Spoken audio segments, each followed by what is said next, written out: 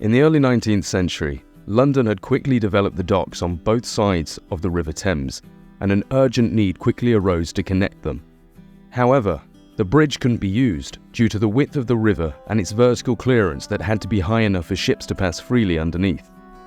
So instead, it was decided to build an underground tunnel. The first attempt was in 1799, but it was unsuccessful because the bed of the Thames is a layer of muddy clay. Here we can see Marc Brunel. This man is now known as the bridge builder and the first constructor of all metal steamers. Also, Brunel invented the world's first shield tunneling in 1814. In 1823, Marc Brunel proposed a plan to a group of private investors about building a pedestrian tunnel under the Thames. In 1825, the work began on tunnel punching. It was necessary to exclude from their calculations estimated heavy sections of about 19 meters underground. The descent was to take place at 2 inlets on both banks of the Thames.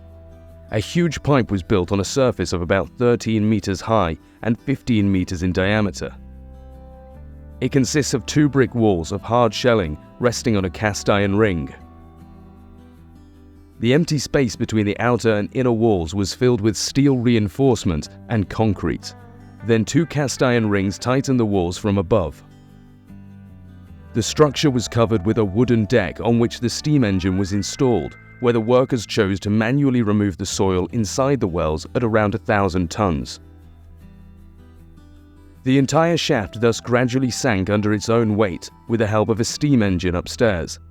Buckets containing rock waste were continually raised and water pumped out. After 3 months, the huge pipe completely submerged into the ground, and then the shield tunneling was assembled. Afterwards, the tunneling process began. The shield tunneling was made of a huge iron pipe opened from the back. The front of the pipe was divided into 36 cells, where each cell contained a drilling group.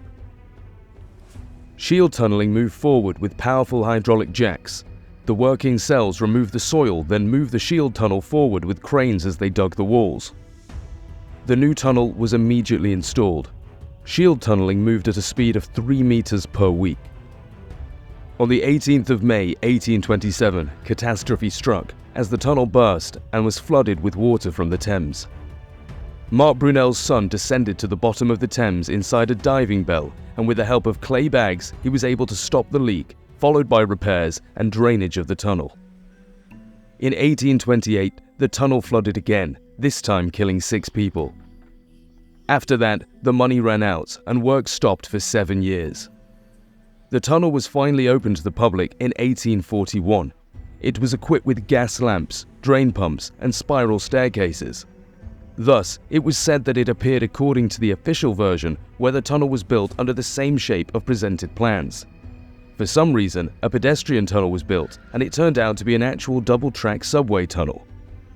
In 1869, the rails were placed in the city's railway tunnel. In 1948, it got included into the London Underground charts, which is a very peculiar history of these tunnels. I think that Brunel just found and dug an ancient tunnel under the Thames, made some repairs, and built the underground subway. Now, let's look at the construction photos of the London Underground in 1862. Looking around this house, it feels like an abandoned city, and people are doing some tunnel repairs.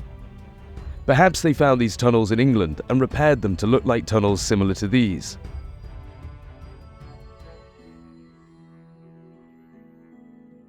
This chart also shows 2 small tunnels in a larger one. It was generally adapted similar to the idea of London pneumatic mail. It used to be a colloquial ancient subway.